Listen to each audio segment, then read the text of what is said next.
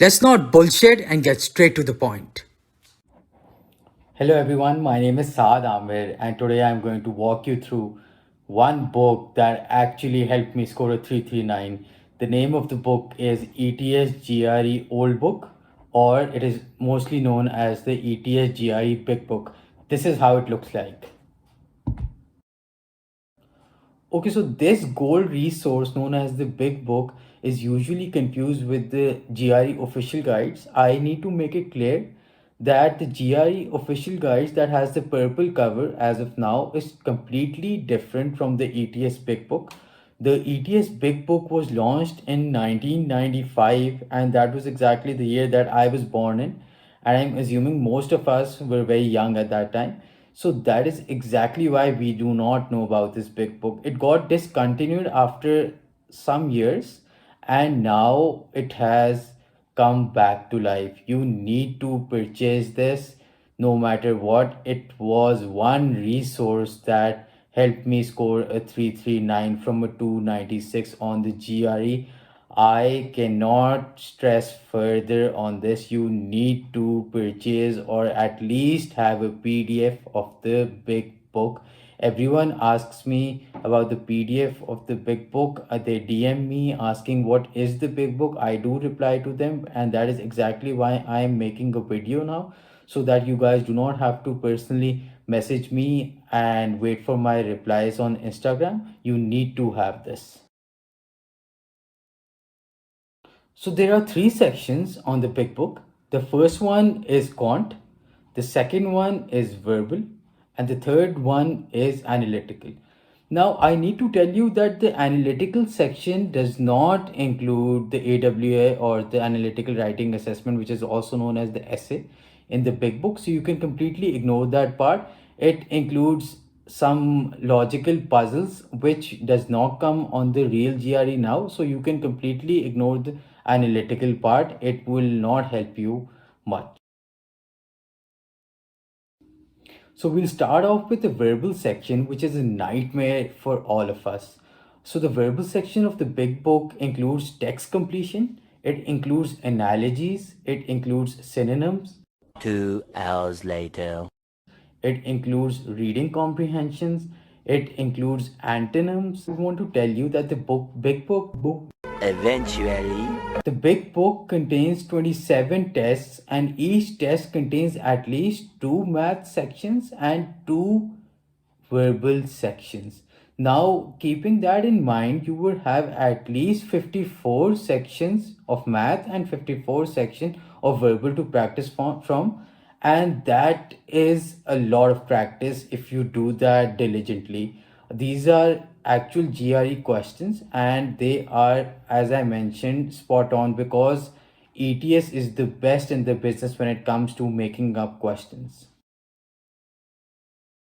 The text completion in the big book is usually from question 1 to 7, and questions 6 and 7 are around level 4 or level 5 on the real GRE because they're a bit challenging. So please make sure that you always attempt question 6 and question 7 because they are level 4 and level 5, and you will have to get the hang of those level of questions if you want to score a decent 160 plus on the verbal section.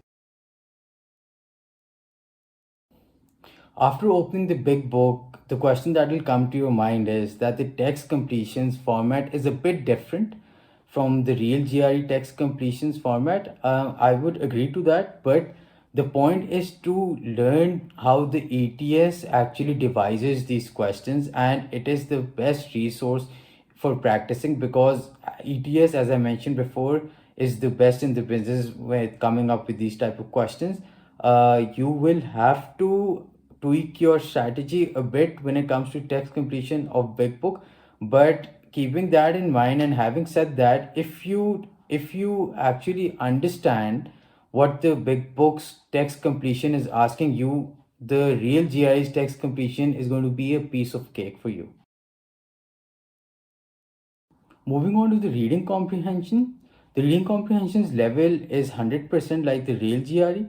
These questions are from question 17 to 27, and they always include a long passage of 7 questions. I would just want to differentiate here that the long passage on the real GRE is usually of 3 questions as compared to 7 questions on the big book, and the 3 questions on the real GRE's long passage is from question 9 to 11. That is usually the case. So do keep that in mind while you're attempting the real GRE, that the long passage questions will come from question 9 to question 11, and the long passage will not be of 7 questions like the big book. But then again, practicing 7 questions of the long passage instead of 3 will definitely increase your patience level and your endurance, because let's be frank, the reading comprehensions are very Boring.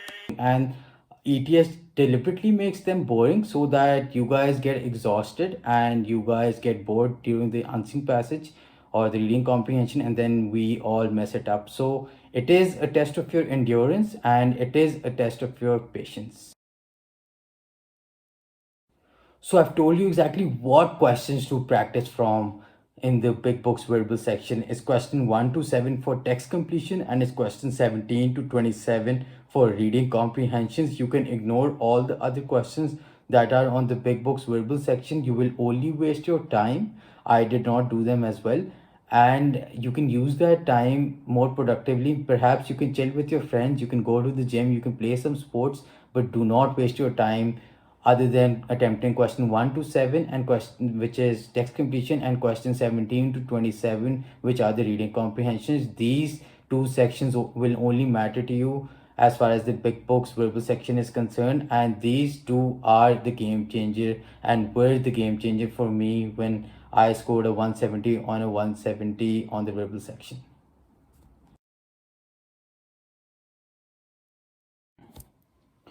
Moving on to the quant section, the big books quant section is relatively easier as compared to the real GRE these days, because the real GRE's quant section entails more traps as compared to the big books questions that were made in 1995. But having said that, it is very good practice.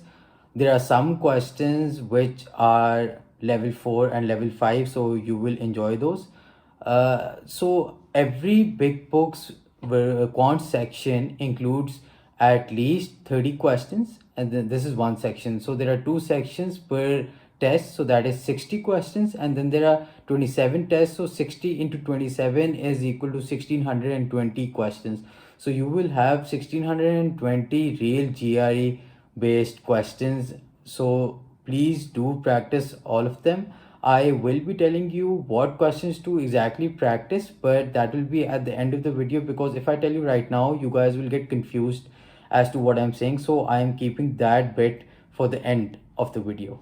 The best thing about the big books quant section, in my opinion, was the data interpretation. I actually saw the same concepts in the data interpretation of big book and the real GRE. It is very good practice. So the data interpretation is usually from question 21 to 25 on the big book, just to make your life easier if you just want to practice that, and it is usually question 14 to 16 on the real GRE. So you should keep in mind while you're attempting the real GRE that after question 13 the data interpretation will start and will end at question 16. Similarly, you should know that question 1 to 8 is quantitative comparison, and then 9 to 13 are normal MCQs, then 14 to 16 is data interpretation, then 17 to 20 is again normal MCQs. By normal MCQs I mean the A, B, C, D and E options. You might be comparing this quant sections questions to the verbal sections questions, that what is the order. Let me tell you that the order of the verbal sections real GRE is usually like this. Question 1 to 6 are text completion. Ideally, question 1 and 2 are single blank, question 3 and 4 are double blank, and question 5 and 6 are triple blank. Then question 7 to 11 is reading comprehensions, and usually question 9 to 11 is long passage. Then question 12 to 15 is sentence equivalence, and then question 16 to 20 are again passages, and they are usually short passages too. So in case you were wondering what the section of the real GI is verbal is, this is exactly what it is. The best thing about the ETS is that it has a very good standard. It does not play around a lot with the questions and the order. So you should know what questions coming ahead instead, so they don't make you guess, or they don't make you keep thinking that so question one could be sentence equivalence, for instance, if they wanted to make it even harder. But that's not the point. The point is to tell you the exact order and then how you approach the questions.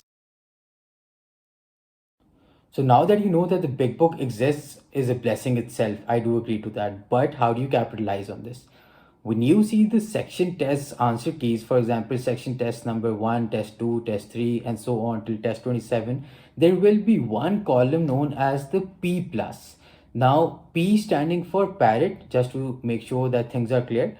So the P plus number indicates that the percentage of test takers who have answered the question correctly. Now, the more the percentage, the easier the question it is. So for example, if the P plus number is around 95, that means that 95% of the test takers answered that question correctly. So that obviously indicates that the question was easy. So if you're already at the 160 level in the power prep tests, you can do only those quant questions which have a P plus of 40 and below. If you're at the 155 to 159 level, then you can do the P plus questions that are 65 and below. And if you're at the 150 to 154 level, then you should do all the questions. Or if you're below 150, then also obviously you have to do all the questions from the big book. I'm giving you these benchmarks or yardsticks so that your time is saved and you use this time productively, because I committed the same mistakes and I don't want you guys to commit these mistakes. They will frustrate you and you will eventually either not give the GRE or you'll score really low. Now, people will ask me that what is the benchmark for the verbal questions. I would say to attempt all of them, whatever level you're on. Firstly, because the verbal is pretty difficult and is a tough cookie to crack. And secondly, there are only 18 questions per section, right? So 36 per two sections, which is 36 per test. And so you 36 into 27 is around 972 questions. And these questions are not a lot. So even a 165 plus scorer should be taking all these questions into account.